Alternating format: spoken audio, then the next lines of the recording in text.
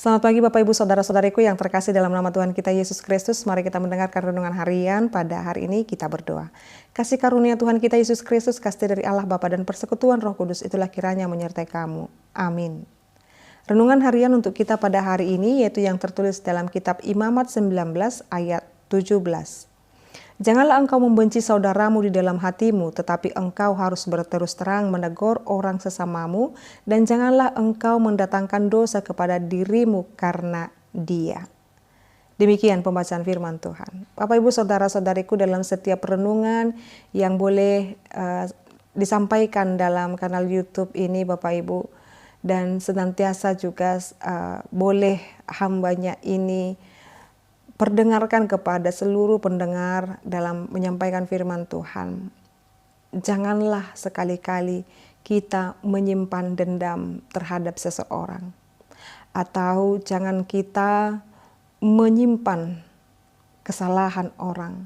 Mengapa Bapak Ibu? Supaya kita tidak, dalam bahasa Batak seperti dikatakan, asa unang dua si patureomo.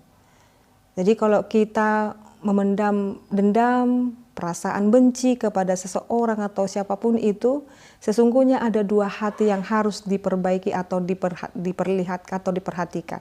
Yang pertama hati kita dan hati orang lain itu. Itu maksudnya asa unang dua si patureomo. Bapak Ibu Saudara-saudariku, firman Tuhan ini mengajarkan kepada kita, janganlah engkau membenci saudaramu di dalam hatimu. Sementara saudara kita itu tidak mengetahui apa yang ada di dalam hati kita. Maka siapa yang paling merana di dalam kebencian diri kita? Pasti kita sendiri Bapak Ibu. Kalau kita mengatakan kita mengasihi diri kita sendiri, tetapi kita selalu menyimpan kebencian, sesungguhnya kita tidak mengasihi diri kita. Malahan kita memenjarakan diri kita dalam penjara kebencian. Firman Tuhan ini mengingatkan kita supaya menjadi pribadi-pribadi yang berbelas kasih, pribadi-pribadi yang mampu membebaskan diri dari penjara kebencian, karena itu sangat menyakitkan kalau kita menyimpan kebencian di dalam diri kita. Maka kalau memang harus ditegur dan diingatkan, sampaikan dengan baik, dengan tutur kata yang baik, berterus teranglah dalam hal menegur, menasehatkan, dan dalam hal ini dikatakan mengapa kita harus hidup di dalam pendamaian seperti itu. Dikatakan dalam firman ini, janganlah engkau mendatangkan dosa kepada dirimu karena dia. Jadi supaya kita tidak berdosa kepada diri kita sendiri, maka lepaskan pengampunan. Itu yang Tuhan ajarkan kepada kita Bapak Ibu. Kita senantiasa mengampuni supaya kita tidak mendatangkan dosa atas diri kita sendiri. Mari Bapak Ibu Saudara-saudariku, mari kita hidup di dalam ketentraman hati, di dalam hati yang damai. Mari kita melepaskan pengampunan, kita berikan pengampunan kepada siapapun itu Bapak Ibu.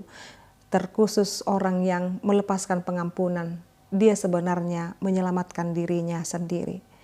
Karena dia mengasihi dirinya, dia tidak akan membebani dirinya dengan segala beban-beban kebencian. Sama seperti yang dikerjakan oleh Tuhan Yesus Kristus, dia mengampuni kita, bahkan rela mati untuk menebus dosa dan pelanggaran kita. Itulah yang senantiasa harus kita teladani, dan ini menjadi karakter hidup kita, meneladani Kristus. Amin, kita berdoa. Ya Allah Bapa kami, terima kasih buat firman-Mu yang menegur kami, mengajari kami, supaya kami tidak menyimpan kebencian kepada sesama kami. Bahkan Tuhan, kami akan melepaskan pengampunan dan memberikan damai sejahtera dalam diri kami, dan kami tidak akan mendatangkan dosa dalam diri kami. Biarlah kami Tuhan memiliki hikmat yang daripada Tuhan, dan biarlah kami Tuhan senantiasa menjaga tutur kata kami berkenan di hadapan Tuhan. Tuhan Allah Bapa kami, mampukan kami menjadi pribadi-pribadi yang mengasihi, pribadi yang mengampuni, pribadi yang membebaskan diri kami dari segala keterikatan kebencian. Karena kami tahu itu sangat menyakitkan dan memberatkan diri kami. Kami serahkan diri kami dalam perlindungan Tuhan.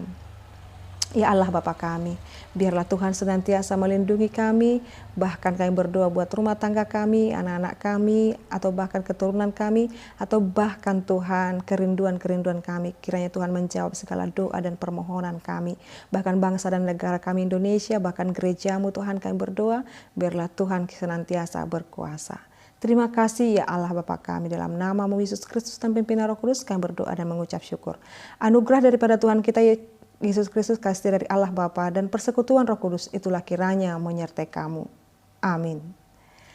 Selamat pagi Bapak Ibu Saudara-saudariku, Tuhan Yesus memberkati. Shalom.